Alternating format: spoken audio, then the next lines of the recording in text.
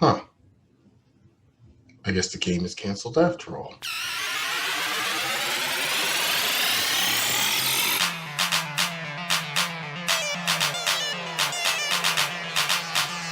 Hello, everyone, and welcome to week 4 of the Rebuttal. I am your host, Robby A Shaw, and what was supposed to be our Steelers versus Titans episode has now turned into our bye week episode due to the Steelers and Titans game being canceled. How could that happen, you say? Well, I have one word for you. COVID. That's it. Here's a quick reenactment of my week as the information about this game came in.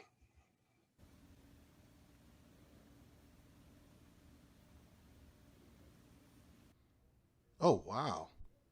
It looks like a few of the Tennessee Titans players have tested positive for the coronavirus. Oh, man, and they actually had to shut down the Vikings camp, too, since they just played on Sunday. Damn, I hope they're doing okay. I also wonder what this will do for our game next week. I'm not sure if we want to play, but at the same time, I think they have protocols in place for something like this. Oh, wow. Another Tennessee player has tested positive for COVID-19. This is really getting out of control. Well, it's officially an outbreak. 2 more players have tested positive, and now the game has been moved to another week. I guess it's better to be safe than sorry. We'll just have our bye week in week 3 instead of as it's supposed to be. For those of you who don't know what a bye week is, it's basically a week off built into every NFL team's schedule. In my opinion, it's usually better to have the bye week later in the season so that if you have any injured players, they will have some extra time to heal up and get better. Now, if one of our players gets hurt, they will most likely miss a game. Ugh. The good news is, last season, the 49ers had a bye week in week 4, like the Steelers have this year, and it didn't seem to affect them too much. In fact, they made it all the way to the Super Bowl. Also, with the Steelers bye week being so early, we will have a Steelers game every week for the next 13 weeks. Man, that's awesome. The team is currently 3-0, which means we have 3 wins and no losses. The last time the Steelers were 3-0 was over a decade ago, back in 2010, when we went all the way to the Super Bowl. We ended up losing 25-31 to the Green Bay Packers, but that's neither here nor there. Now, I know it's only been 3 games and there are still 13 games to go, but no losses is good, whether it's the first game of the season or the last game of the season, if you ask me. Also, based on what this team did last year without having been and having been back this year, the playoffs are absolutely a possibility. If we can make the playoffs, then anything can happen, including a Super Bowl win. Having said all that, let's take a moment and look into the stats. Don't worry, if you don't completely understand what the stats say, I'll break them down for you. First, let's look at our passing stats. After 3 games, the Steelers have a total of 727 passing yards, 7 passing touchdowns, and 1 interception. 727 yards gives us an average of 242 yards per game, which has us ranked 17th out of 32 teams in the league, according to TeamRankings.com. For those of you who don't know, that means 16 teams average more passing yards per game than the Steelers, and 15 teams average less passing yards per game. Based on that, we are really a mid-level team when it comes to passing. We're not the best, but we're certainly not the worst. However, this doesn't concern me too much, because all we need to win, in my opinion, is to have a good QB who does not turn the ball over. So far this season, Ben is doing absolutely that. And if he keeps that going, we're going to be in a position to win a lot of games, at least 2 more than we won last year. Next, we will look at the rushing stats. After 3 games, the Steelers have a total of 419 rushing yards and 2 touchdowns. That gives us an average of 139.7 yards per game, which has us ranked 10th out of 32 teams, according to TeamRankings.com. This means 9 teams average more rushing yards per game than the Steelers, and 22 teams average less rushing yards per game. This puts us towards the top of the league in this category. Having a good running game is critical, as it allows us to run out the clock at the end of games when we have the lead. This has actually been the case in the last 2 weeks.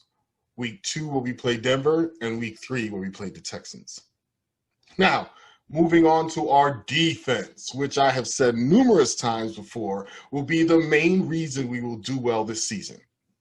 After 3 games, our defense has given up an average of 290 total yards per game, has 15 sacks and 4 interceptions. You heard me right. 15 sacks, an average of 5 per game. Wow. If they were to somehow stay on that pace, they would finish the season with 80 sacks. That would break the single season record set by the Chicago Bears way back in 1984. 290 total yards per game has the Steelers ranked second in the league, which means we are better than 30 teams in this category.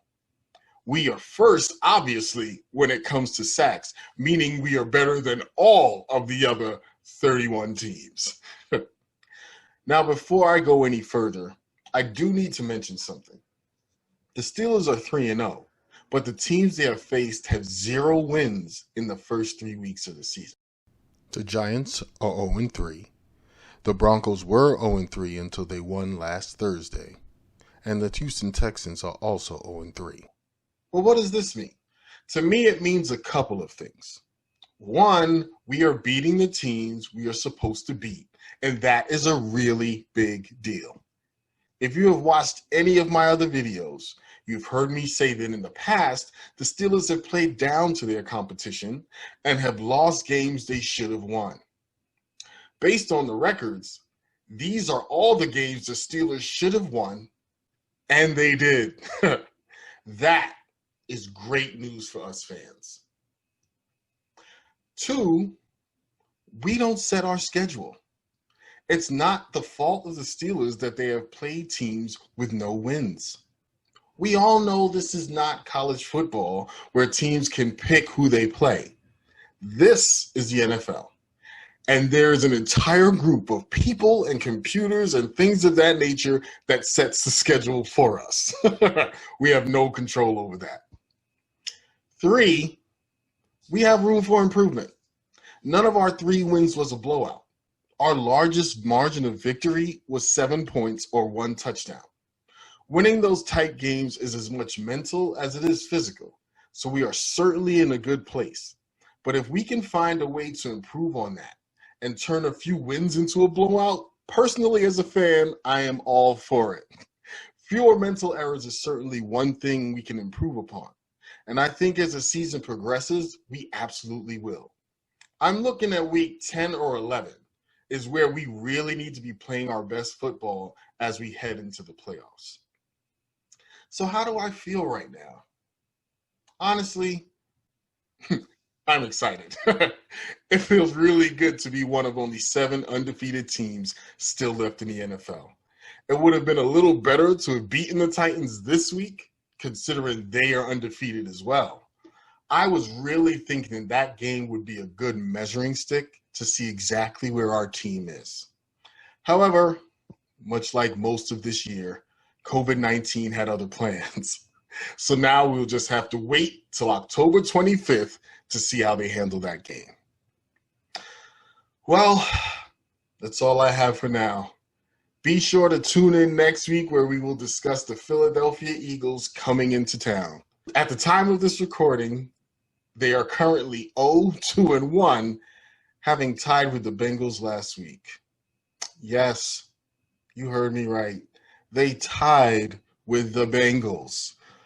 I don't know if that means the Eagles are that bad or the Bengals are actually getting better. Man, who am I kidding? The Eagles must be that bad this season. We just have to watch that this is not one of those games we sleepwalk and we end up losing. I'm not going to say anything else about that, though. I will save all that for next week. Be safe out there, everyone. Wash your hands and don't touch your face. And I will see you next week.